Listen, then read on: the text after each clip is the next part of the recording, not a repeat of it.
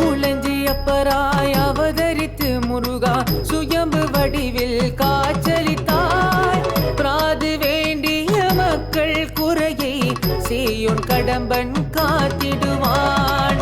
பலனூர் கண்டமாண்ட அசுரனை வென்று செந்தில் மயிலோனே வலம் வந்தாய்.